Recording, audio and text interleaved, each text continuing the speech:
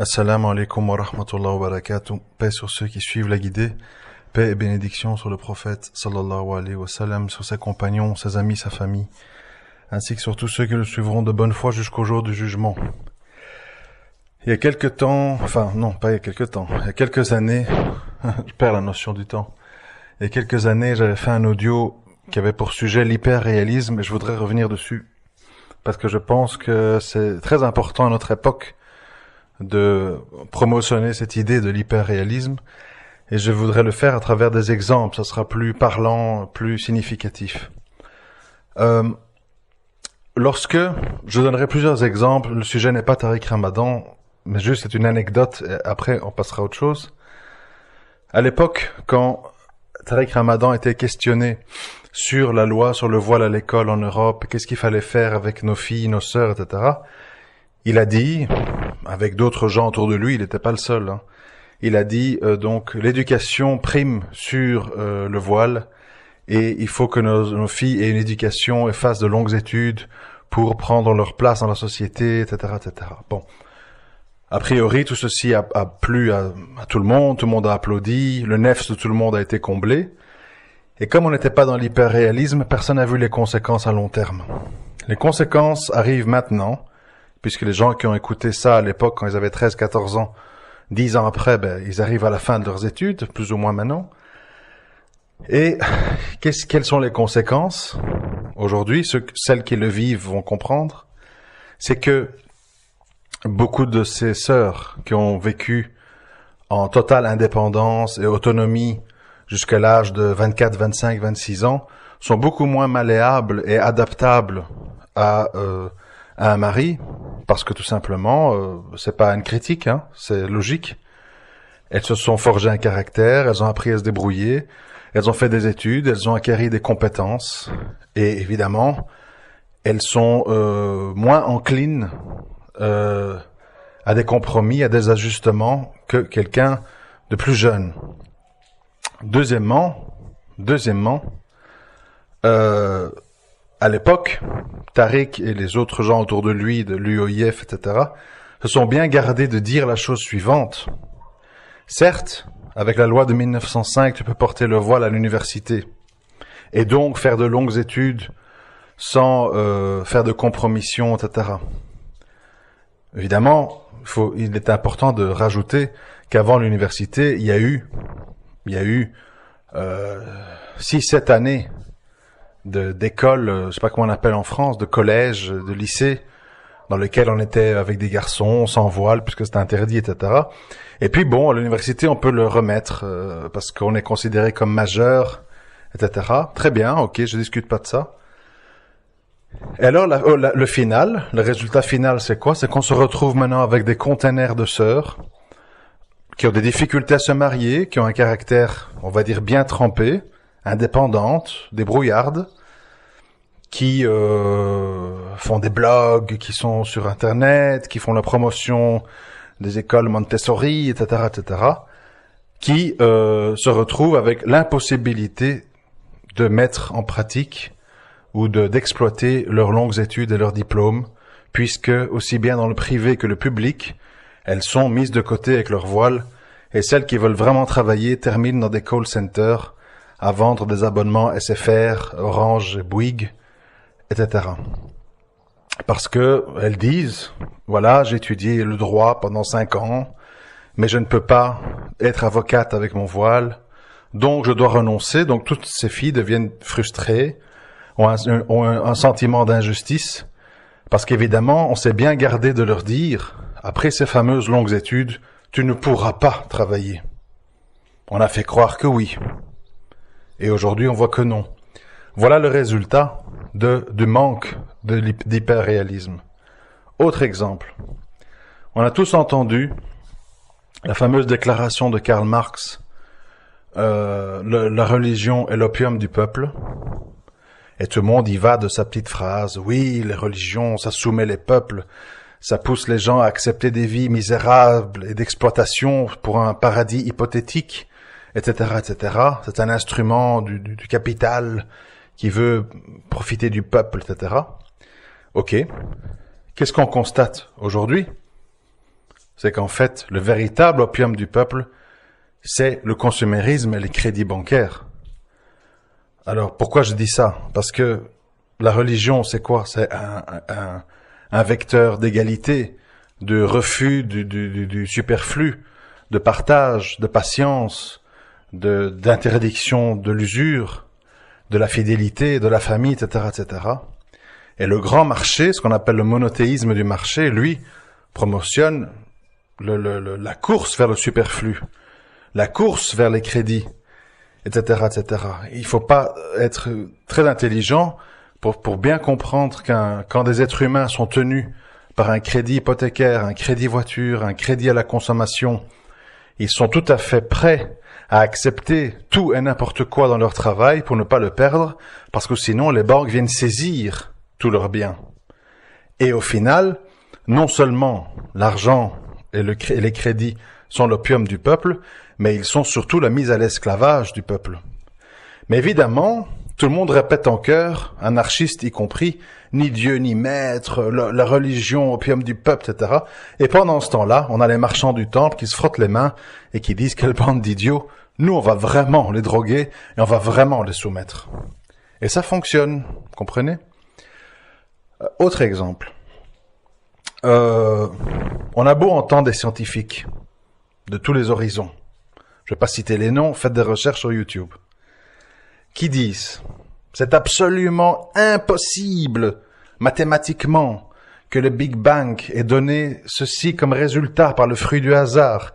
C'est un petit peu comme si je vous dis de tirer une flèche dans une cible d'1 centimètre carré à 14 milliards de kilomètres de vous.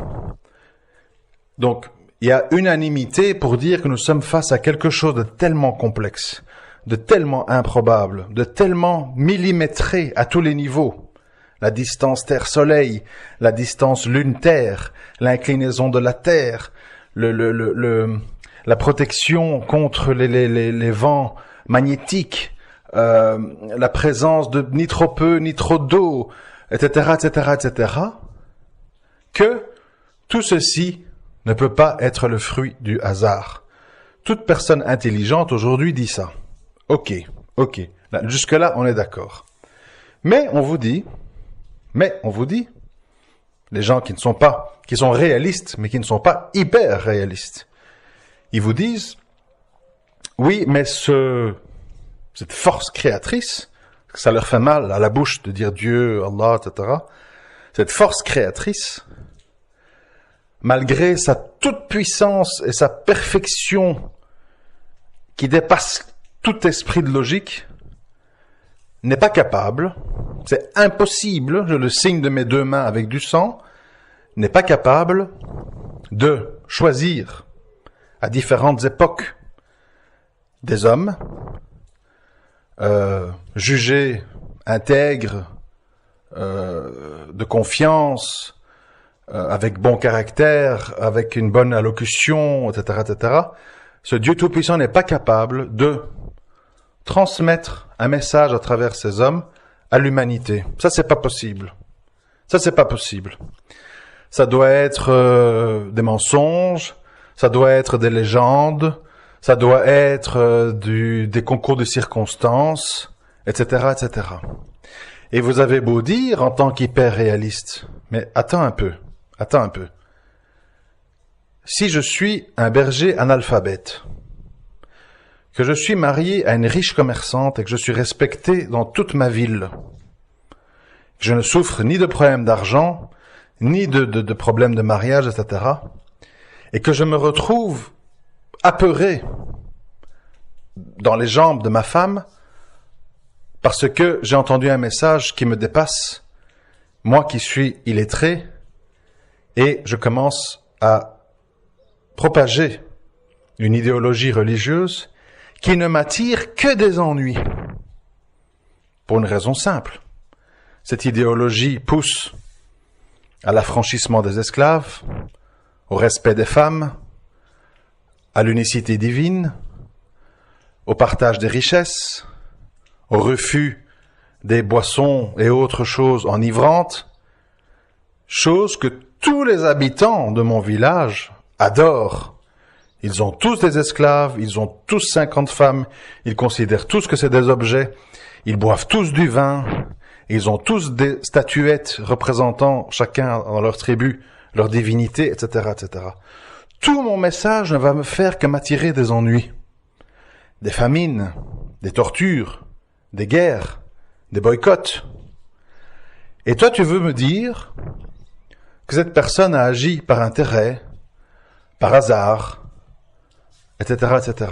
Ça tient pas debout. Donc, en fait, l'hyperréalisme, à un moment donné, c'est de voir moi, beaucoup de gens, je vais expliquer après sur un autre sujet, beaucoup de gens ne comprennent pas. Ils se disent, tiens, le gars, il réfléchit bien sur ça et ça, mais quand on aborde telle question, là, ça va pas du tout, il part en vrille. Et ils m'écrivent en privé, Abou Rayhan, qu'est-ce qui t'arrive? Tu changes, etc. Je change pas du tout. En fait, cette doctrine que j'ai d'hyperréalisme, je l'applique à tous les domaines.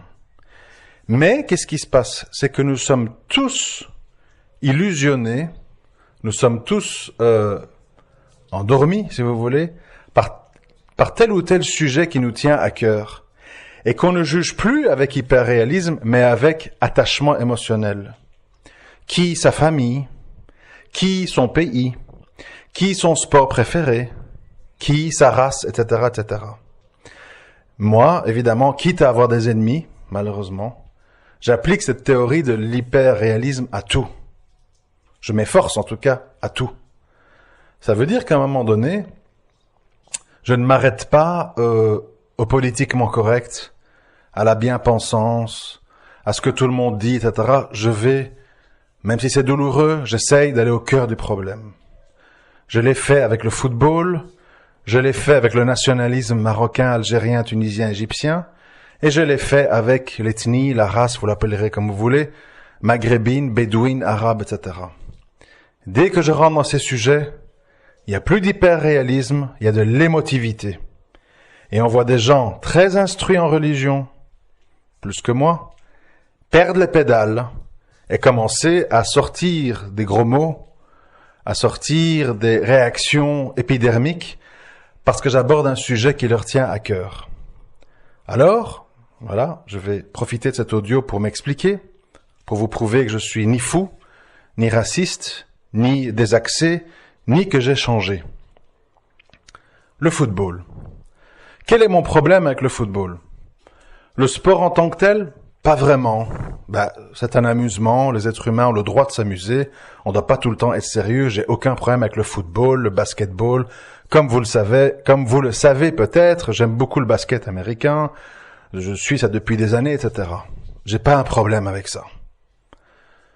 Là où je commence à avoir un problème, c'est quand je constate qu'un peuple tout entier, pour des raisons de nationalisme, en vient à faire de ce jeu, de ce divertissement, une espèce de religion. Quand je vois qu'un peuple développe des haines et des attractions liées à ça, quand je vois que personne ne se préoccupe des valeurs morales ou religieuses des gens censés représenter un État musulman, et quand je vois, dans le cadre qui nous occupe en ce moment, alhamdoulilah, aucune équipe nord-africaine semble être destinée à aller très loin, quand je vois qu'en fait, personne ne mentionne, personne ne se chiffonne, personne ne s'attriste ou se préoccupe du fait que nous allons célébrer une Coupe du Monde qui va drainer des milliards de dollars en Russie, qui sert à la propagande de Poutine pour dire je suis un type bien, je suis toujours reconnu dans le milieu international, etc. Et que nous, Marocains, Tunisiens, Égyptiens, Saoudiens, on va là-bas, on serre des pinces, on rigole, on fête les Gaules, on espère une coupe remise par le président russe entre les mains du champion. Là, ça me pose problème, parce que, regardez, les Occidentaux n'approuvent pas la politique d'Erdogan en Turquie. Eh bien, ils n'arrêtent pas de le diaboliser, ils n'arrêtent pas de souhaiter la victoire de ses opposants, ils n'arrêtent pas de décrire un personnage dictatorial, tyrannique, etc. Moi, je ne suis pas un sponsor ou un fan d'Erdogan. j'ai pas vraiment d'avis là-dessus, ça m'intéresse pas parce que bon, voilà, pour toute une série de raisons qui sont pas le sujet de cet audio. Mais donc, je constate que les gens qui ont des amitiés et des inimitiés, en tout cas chez les non-musulmans, c'est quelque chose de très ancré, c'est-à-dire c'est quelque chose de très vif. Et je vois que chez nous, en fait, on passe d'un jour à l'autre à « Ah, tfou, salauds de Russes, ils ont bombardé Alep, des millions de civils brûlés au phosphore, machin. La Russie et le soutien du Hezbollah et des Rafida, machin. » Et puis, ah, je vois les joueurs de football marocains dans l'avion. Ah, Russia, on arrive, on va tout gagner, machin. On danse, on fait les gnawa, je sais pas quoi.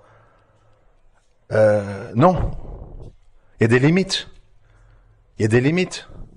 Est-ce que les joueurs égyptiens, tunisiens, marocains seraient allés faire une Coupe du Monde en Israël? Non, boycott, on va pas jouer, c'est l'ennemi, Yahoud, fou, machin. Par contre, quand celui qui invite, ben il est russe, il est américain, quoi. C'est comme si en fait il y a pas de problème, quoi. Il y a que les juifs. C'est l'unique problème, c'est les juifs. On focalise. Et c'est l'unique cible. En dehors de ça, ben, y a pas de souci.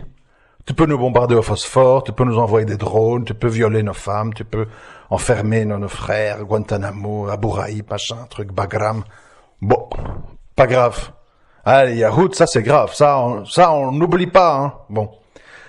Donc, on n'est pas dans l'hyperréalisme, on est dans l'émotivité al-jazirienne.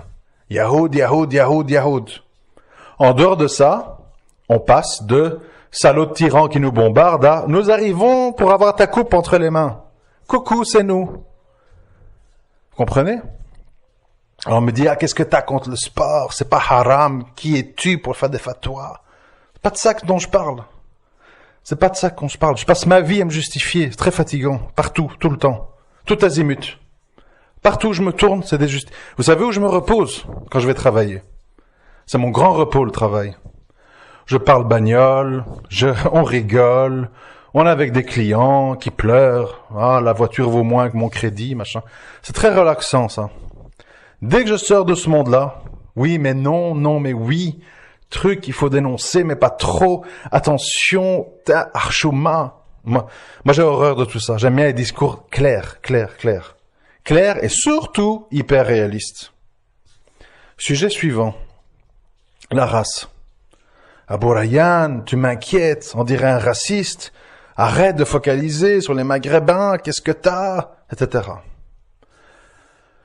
Je crois que je l'ai déjà dû le dire 1 million de fois, mais c'est pas grave, on va continuer, puisque c'est jamais assez, donc il faut continuer. Bien évidemment que je ne suis pas stupidement raciste pour des questions de sang ou de peau. Par contre, il y a des comportements, il y a des systèmes éducatifs, il y a des idéologies culturelles que je rejette de la manière la plus totale. Et je sais que c'est dur à entendre, je le sais, mais je le dis quand même. Je dis, et je redis, et je redis à qui veut bien l'entendre, que le système éducatif maghrébin, la façon de se comporter, c'est-à-dire on reconnaît un arbre à ses fruits, je m'excuse, la façon de se comporter des Maghrébins est très particulière. Je ne vois pas, je l'ai déjà dit, je ne vois pas des Vietnamiens, des Juifs, des je ne sais pas moi, des Chiliens, je les vois pas bloquer le périph' en voiture pour un mariage. Je les vois pas louer des Lamborghini et des Porsche pour les démolir parce qu'on fait des courses et des rodéos pendant les mariages. Je ne les vois pas avoir des rues sales, des poubelles éventrées, des voitures en 2e, 3e file, des klaxons et des cris, etc. Je ne les vois pas avoir des salles d'ablution que quand on rentre dedans, il faut un masque à gaz parce que les gens sont incapables de faire leurs grands besoins chez eux et de venir faire leurs ablutions dans un lieu public. Les gens prennent les salles d'ablution pour une salle de déjection où il faut empester chez tout le monde. Donc ce que je veux dire, c'est qu'il y a toute une série de comportements qui sont inévitablement liés par effet clair à la population maghrébine. Pas parce qu'elle est maghrébine. Et le meilleur exemple, c'est l'exemple du prophète sallallahu alayhi wa sallam et de ses compagnons. Ils étaient du même peuple que les Quraysh, le même sang. Et pourtant, Allah a fait que ces gens se sont divisés entre eux. Divisés d'une manière brutale. Tout le monde se rappelle les menaces de la maman de Moussab, un compagnon, qui lui a dit, si tu n'arrêtes pas avec cette religion, j'arrête de me nourrir, je me tue, je truc. Et il a dit, chacun est responsable de son âme, je ne renoncerai pas à cette religion, etc., etc.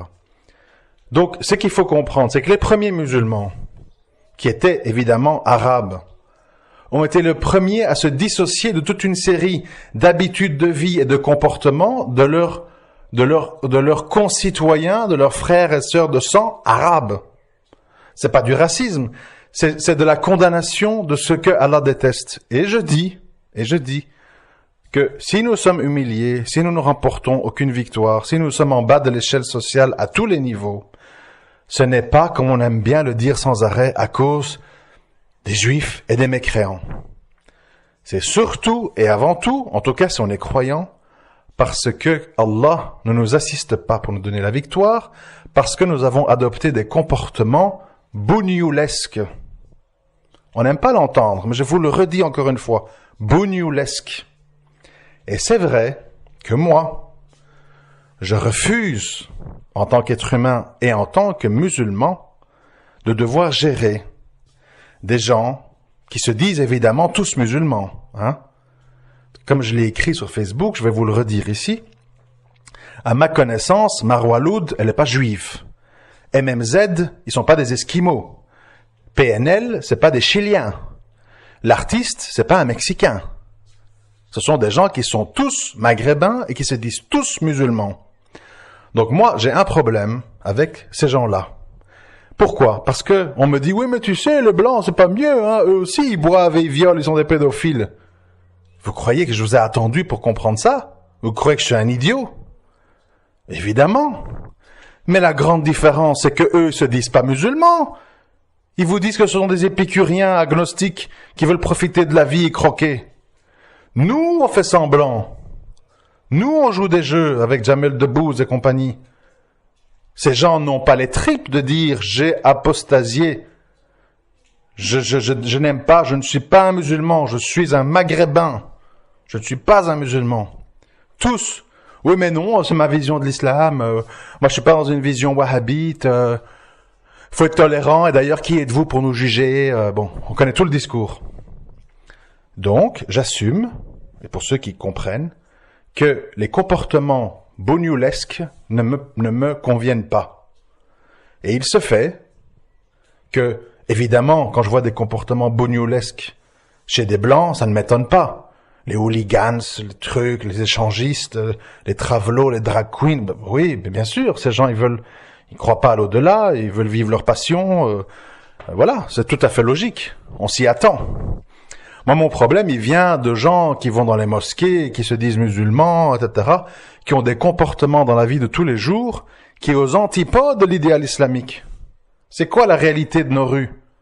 C'est le rap, c'est les chicha-bars, c'est les rodéos, c'est les wheeling à moto dans les cités, c'est les trois quarts des occupants des cellules de prison, machin. C'est ça la réalité.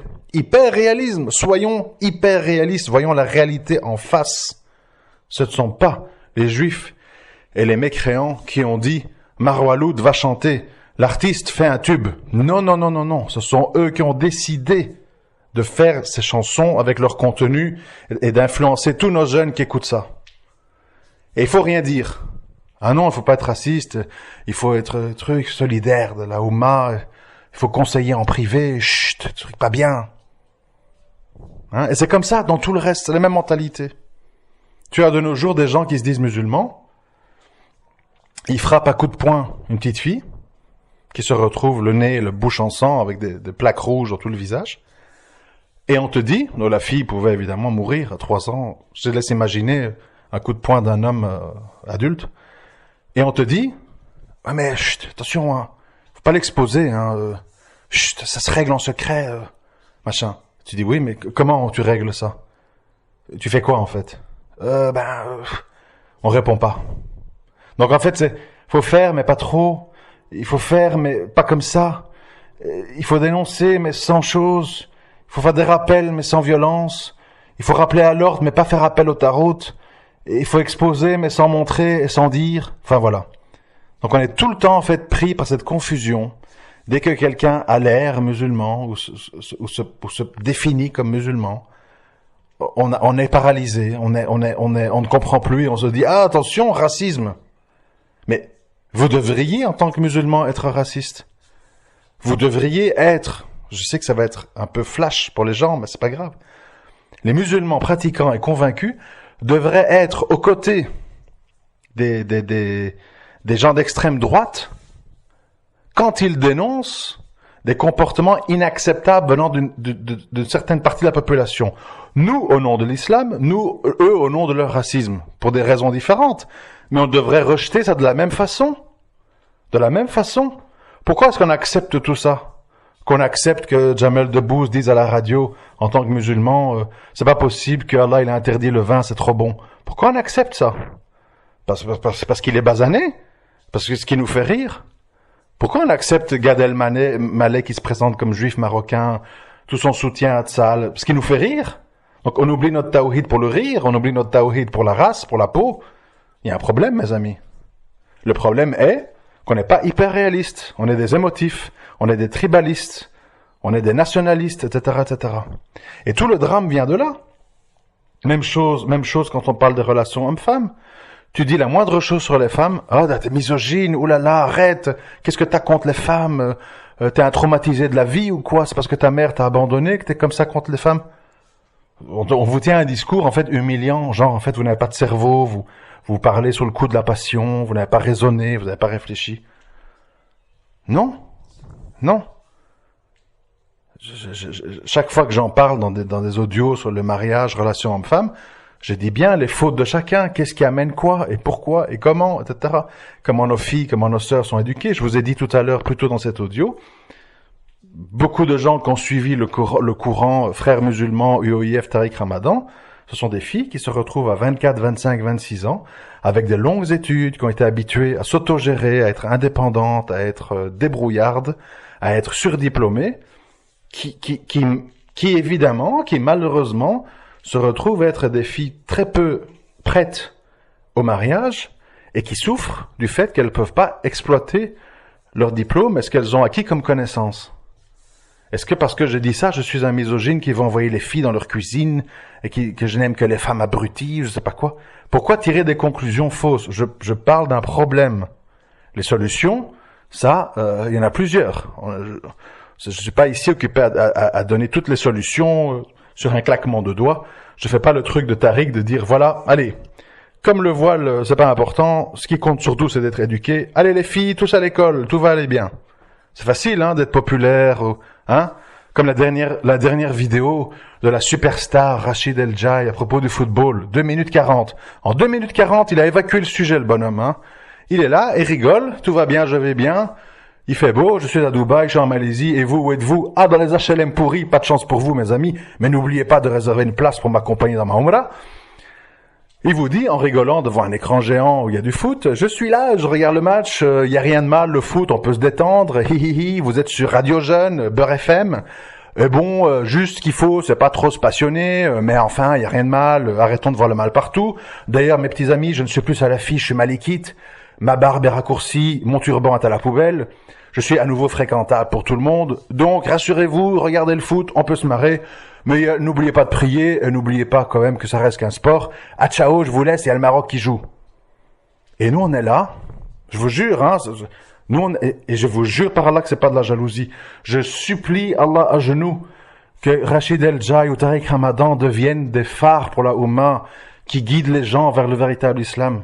C'est pas de la jalousie. Mais ça fait mal de voir ça et de voir 50 000 vues, 800 commentaires, 1000 j'aime. C'est complètement fou, quoi. C'est complètement... Pourquoi? On revient à ce que je vous dis. On n'est pas dans l'hyperréalisme. On n'est pas dans l'hyperréalisme. Vous comprenez? Le gars, il nous dit, à 2 ans, il faut aller voter. Puis maintenant, et puis il nous dit, les musiques, c'est un truc transformé en singe et en truc. Puis maintenant, il te dit, oui, c'est pas grave. Et puis si. Et puis, regardez, la vie est belle. À Homs, on nage dans le phosphore. Moi, je suis en Malaisie. Qu'est-ce qu'il y a? L'eau est tiède, j'ai les pieds dedans. Et nous, on boit. Ah, machallah, le frère. Hein. Il a de la science. Hein. Il fait des bons rappels. Qu'est-ce que vous voulez que je dise? Comment vous voulez que je reste calme? Vous devenez fou, quoi. Vous dites, mais qu'est-ce qui se passe dans la tête des gens? Comment ça se fait qu'ils voient pas ce que je vois? Comment ça se fait qu'ils voient pas la supercherie? Khaled, comment c'est possible que le gars, il a drainé des millions d'Égyptiens derrière lui? Comment est-ce possible? C'est un télé-évangéliste de mauvais goût, qui a l'air à moitié autiste. Et ça marche. Et ça marche. Et c'est vrai que c'est dur, vous voyez, c'est très très dur, pas parce que je m'estime être meilleur que les autres, je ne suis rien, je suis plein de péchés, c'est pas ça le souci. C'est juste que moi, toute ma révolte, c'est de voir, et je me répète, que on n'est pas dans ce souci de al-wala ou al-bara, on n'est pas dans le fait de promouvoir le bien et de condamner le mal, on se contente de clowns, on se contente d'animateurs, on se contente d'usurpateurs, sous prétexte qu'ils sont de notre race, qu'ils sont de notre bled, qui truc. Moi, il y a un frère, il m'a dit, ah ouais, j'aime bien Rachid El Jai parce qu'il fait des grands gestes et il parle fort. Nous, dans les cités, les gens qui parlent d'une manière trop comme ça, sans haut et sans bas, et trop gentiment, on n'écoute pas. On a besoin qu'on nous crie dessus, qu'on s'agite avec les mains, alors on écoute. Je dis oui, Achid, d'accord, mais le contenu. Ah ben écoute, c'est bien, il nous rappelle la prière, le respect des parents. Je dis oui, mais t'expliques qu'est-ce qu'est Allah, qu'est-ce qu'il attend de nous? C'est quoi les 99 noms d'Allah? C'est quoi le tawhid? C'est quoi le tarot? C'est quoi le wala wal bara? Parce que bon, comme un frère l'a très bien écrit, c'est bien beau de dire faut aller prier, faut mettre le voile, attention, machin, etc. Mais si tu sais pas, tu pries qui? Si tu sais pas qui est Allah, si tu sais pas comment on adore Allah, tu pries comment? Tu pries quoi? Tu pries comme papa, tu fais de l'aérobic. Tu mets ton voile fashion et tu fais la hourie des banlieues. C'est quoi le but? On se contente de ça? Enfile ton voile, va prier, te soucie pas, ça va, laisse la science de qui est Allah au savant. Juste toi, tu vas à la mosquée, tu bouffes ton mouton à l'Aïd, tu vas à Tarawi pour digérer, etc. Non, on peut pas accepter ça. On peut pas accepter ça. Alors ce que je dis, c'est pas de l'intégrisme, c'est pas de l'appel à la division, c'est pas de la moquerie. Je dis simplement, sur tous les sujets qui nous occupent, soyez hyper réalistes. Petite parenthèse, parce que je crois qu'elle va écouter l'audio. Il y a une certaine boule bise, je sais pas. Je connais pas son histoire. Apparemment, c'est quelqu'un qui a été victime de plein d'injustices, de souffrances, je sais pas quoi, mais qui est clairement un cas psychologique. Bon, pas moi qui le dis, il suffit d'écouter, on a vite compris. Eh bien, c'est quelqu'un qui arrive et qui dit, oui, Abu Rayyan, un infiltré, il travaille pour la juiverie mondiale, il est d'origine juive portugaise, machin, toute une histoire. Et t'as les gens derrière, ouais. Et alors, voilà, c'est l'exemple sur quoi tu te bases. Quelles sont tes preuves? Que sais-tu de ma vie? Est-ce que tu sais que j'étais 2 ans en prison pour mes convictions religieuses? Les gens parlent, ils ramassent des péchés, ils balancent des trucs, les gens y croient, tout le monde est dans le mouvement. Pourquoi? Parce que t'as osé toucher à Tariq Ramadan. Donc en fait, on a des icônes, vous voyez, des icônes. Tariq, tu touches pas, tu veux pas. Par contre, comme je l'ai déjà dit, pendant que Tariq est là, free Tariq, machin, pétition, on se mobilise, nous avons des frères et des sœurs aux 4 coins du monde dans des prisons, torturés, violés, oubliés, prison à vie, dormir avec des rats, des cafards, etc. Tout le monde s'en fout, si tu fais des collectes, personne réagit, etc. Et là, il faut tous être là au garde à vous, machin. Donc je vous dis, malheureusement, je sais, excusez-moi si je m'emporte, mais bon, j'essaie de me recadrer. Ce que je dis, c'est que nous vivons une époque où les gens sont extrêmement émotionnels, manipulables, influençables. J'ai toujours dit, même pour ceux qui écoutent mes audios, ne m'écoutez pas. Si vous trouvez que je dis quelque chose de bizarre, qui sonne faux, qui a l'air louche, faites des recherches. Faites des recherches dans vos sources islamiques et il est possible, il est fort même probable que parfois je me trompe, que parfois j'exagère, que parfois je parle avec mes passions. J'ai jamais dit tout ce que dit Abu Rayyan, c'est la vérité limpide. Non, j'ai fait un travail d'ijtihad, j'essaye de réfléchir pour que, en tant que musulman, comprendre le monde qui nous entoure, mais vous devez faire l'effort de vous dire, est-ce que ça tient la route ce qu'il nous dit? Est-ce que ça tient la route ce qu'il nous dit avec les races, le football, le machin, le nationalisme, Tariq Ramadan? Je vais réfléchir. Réfléchissez. Est-ce que c'est normal d'envoyer nos sœurs 5 ans aux études pour qu'elles se retrouvent au chômage, elles deviennent frustrées parce qu'on leur a fait croire qu'après leurs études, elles pourront travailler avec leur voile alors qu'on sait que c'est pas vrai? Il faut réfléchir. Moi, j'appelle les gens à réfléchir. Je suis pas là pour dire non, c'est pas vrai, je suis un type bien. Non, si vous voulez, si ça peut apaiser Madame Boulbez, oui, je suis mandaté par Attali et BHL pour amener les musulmans à la perdition et couler Tariq Ramadan. Je suis membre de la juiverie mondiale. Ce que vous voulez que je vous dise, moi, si ça vous amuse, si ça vous fait sentir mieux de penser que quelqu'un qui a dédié les 10 dernières années de sa vie 50 000 € saisis par l'État et 2 années de prison, c'est parce que je suis membre de la juiverie mondiale pour diviser les musulmans, bah c'est bien. Ce que vous voulez que je dise, moi, de toute façon, je l'ai dit et répété, mon seul Seigneur, c'est Allah. Ma seule préoccupation, c'est Allah.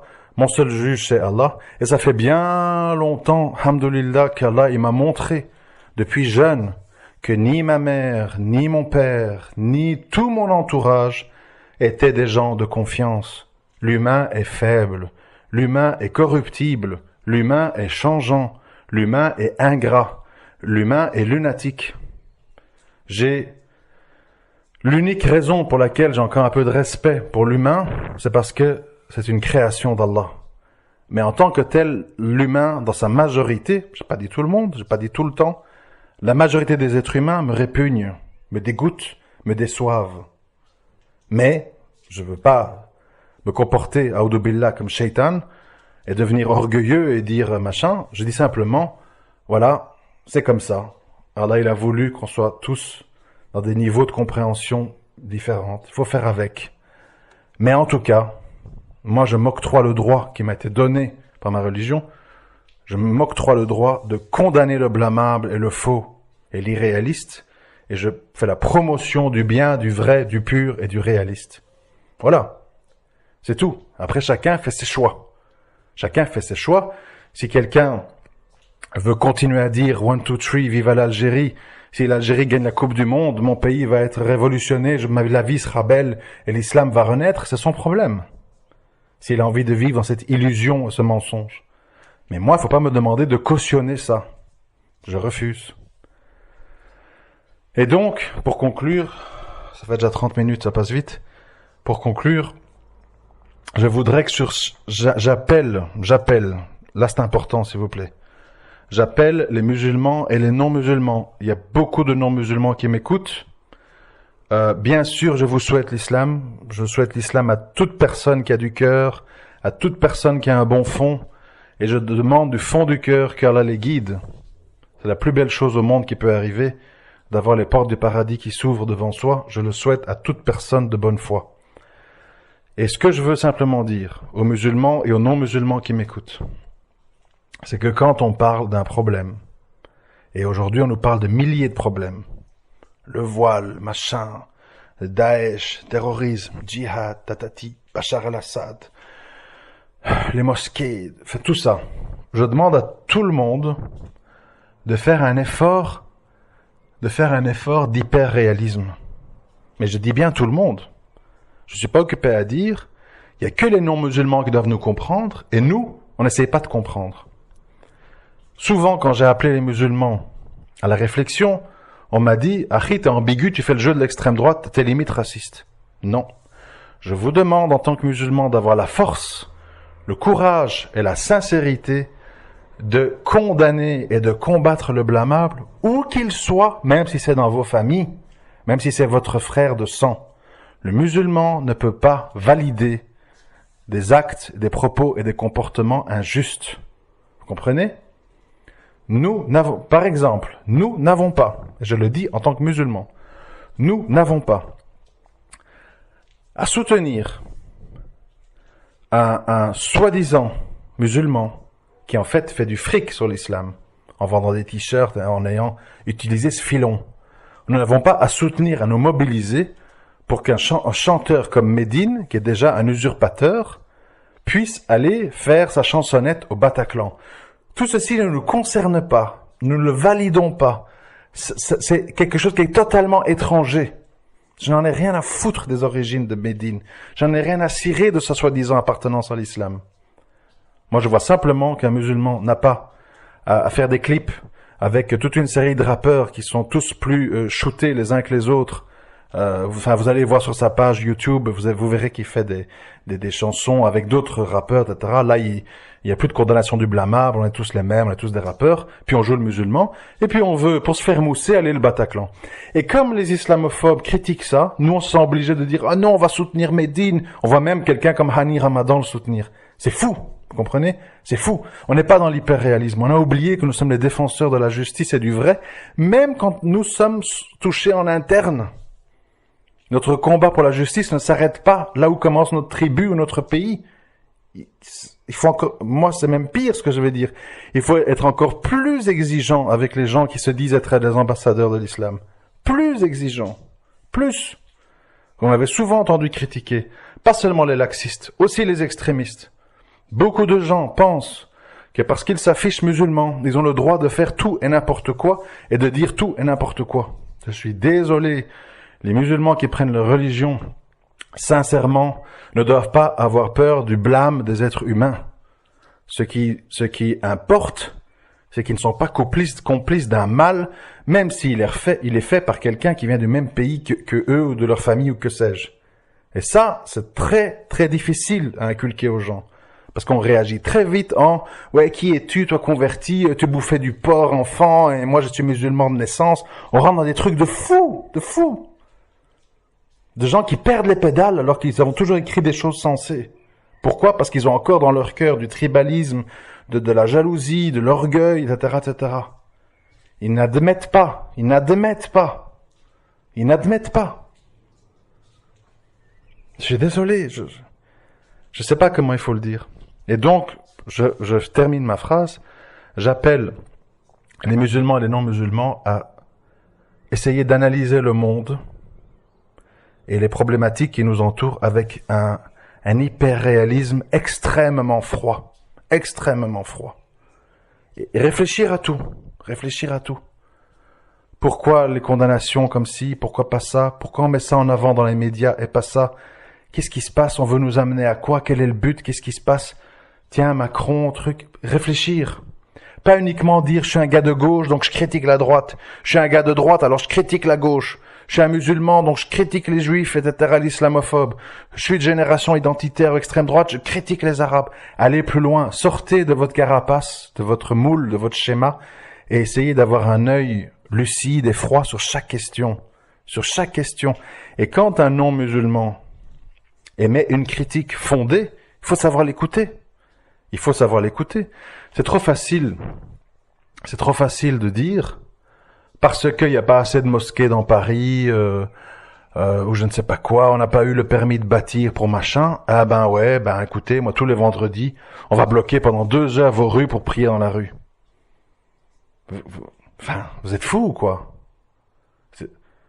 Vous souhaitez le mal en fait. Vous souhaitez le mal. C'est comme quand j'ai dit, t'as pas d'armes, t'as pas d'avion.